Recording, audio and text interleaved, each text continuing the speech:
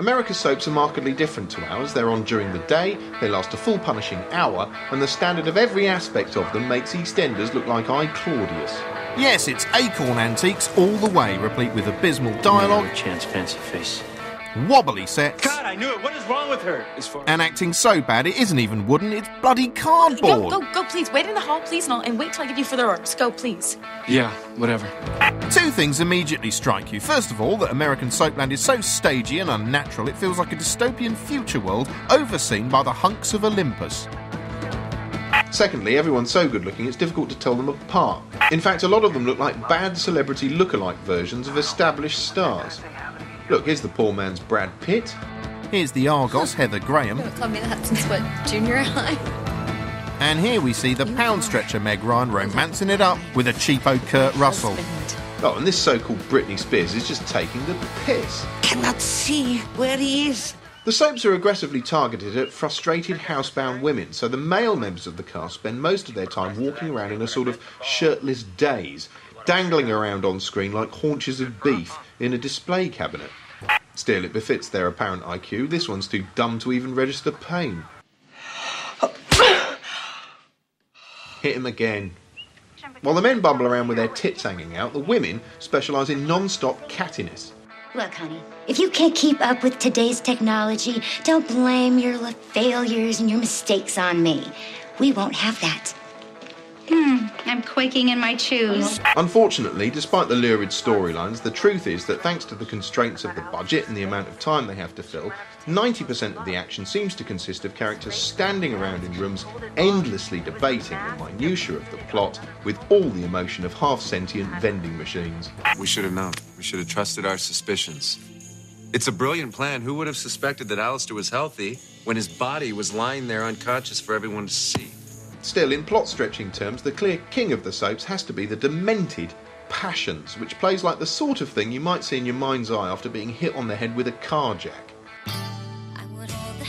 Passions doesn't throw reality out the window so much as jettison it into the sun. For instance, one of the characters is a mermaid. Could this beautiful woman be a mermaid? No way. And that's not me taking a scene out of context. She really is a mermaid. You're about to find out that you should never make a mermaid angry. And right now, I'm boiling mad. Come and get her, boys! I don't see anybody out here. Ow! Ow! Then there's arch-villain Alistair, who's a bit like the most evil daytime game show host the world has ever seen. Because with the power of the chalice, I can now vanquish each and every one of you. He is my favourite, actually, just because the guy playing him is clearly having a whale of a time making his performance as stupid as humanly possible. I knew you would fly here to help your lover, especially after your idiot father of yours discovered that Whitney was here. You let Mr. Crane and my mom know where Whitney disappeared to?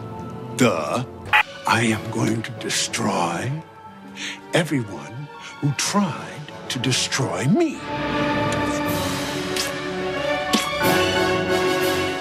Other characters include Luis, a profoundly dumb hunk, whose entire life seems to consist of him having flashbacks. Yeah, maybe he was watching us when... What is it? That monk. What about him? I don't know. There's something familiar about him. Hey, you! Stop! In fact, he spends so much time queuing up clips from yesteryear, he's like a one-man bloody clip show. Morning! And when he's not doing that, he's thinking aloud in voiceover. Only she has. Beth took Marty to his grave along with her. Without post-production, he'd be f***ed. Anyway, you've got to admire Passions just for its sheer balls. Go on, name another soap that would have the nerve to introduce the Pope as an incidental character. Oh, bless his father. What has happened here? And get him doing Arnold Schwarzenegger impersonations.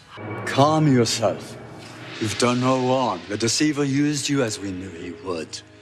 All in all, American Soapville is a bizarre fantasy land in which nothing makes sense. It's full of sex and death, and men walking around with their shirts off talking bollocks. It's just like Dunstable, really, but with a bit less concrete and piss. If you do come over to the States, I insist you buy one thing, and that's R. Kelly's Trapped in the Closet on DVD, an epic 12-part hip-hopera that, frankly, has to be seen to be believed. Here's episode 9 of 12. You know what? I think there's actually just too much television in America. Here's Lewis Black.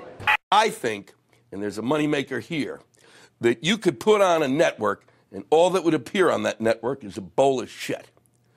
And it'd have to be steaming. Can't just be lying there. It needs to be steaming. Why? Because motion catches the eye. You'd never see a human being. All you'd see is a bowl of shit. And it plays some of that new age music so it's relaxing.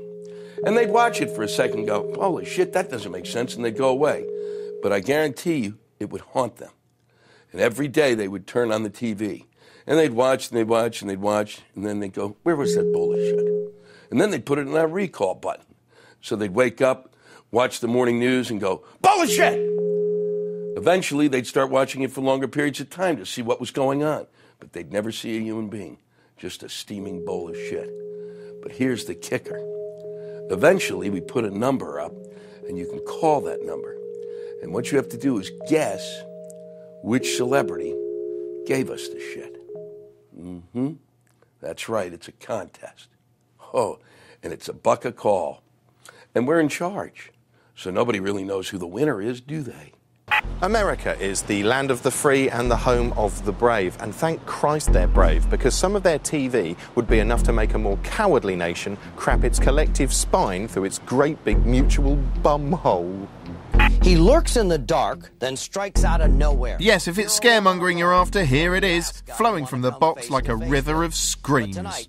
While we Brits have a wussy inbuilt aversion to overt sensationalism of real-life events, the Americans have raised it to an art form, a frantic tone poem of twisted metal, gunfire, and all-round Take your clothes off! No! Take your clothes off! No! Perhaps the most successful real-life horror show is America's Most Wanted, the long-running equivalent to Crime Watch and one of the first shows to put Fox on the map. To station execs, these shows are a gift. They cost around 1/10 as much as the average primetime show, and the gaudy content ensures the audience can't bear to look away, probably in case one of these guys is standing behind them. The police see every side of human nature. The crown prince of reality crime shows has to be this man, Sheriff John Burnell, host of World's Wildest Police Chases and the source of the most feverishly lurid vocal style in history. This is your first-class ticket to high-speed action, and you're in the driver's seat. He's running on the rim only at this time. Cable station Court TV plays host to most of this high-octane shit. Shows like Hot Pursuit, which look like a live-action version of Grand Theft Auto. He got into that van. It looks like he's carjacking another vehicle here. And sound like they're scripted by Dr. F***ing Zeus. The baddie in the caddy led the officers on a wild chase, but paid the price, getting maced in the face. Still, gut-wrenching though they may be, since 9/11 all these shootouts and car chases feel like quaint slapstick compared to the dread spectre of terrorism. Perhaps the most startling example is the Showtime miniseries Sleeper Cellar, jarring, torn from today's headlines tale of terrorists at large, which played like a cross between an intelligent Robert Fisk article and a very bad episode of The A-Team. But it's not just drama that's frightening. US advertisers are unashamedly eager to set you shivering so much you shake all the coins out of your own pockets.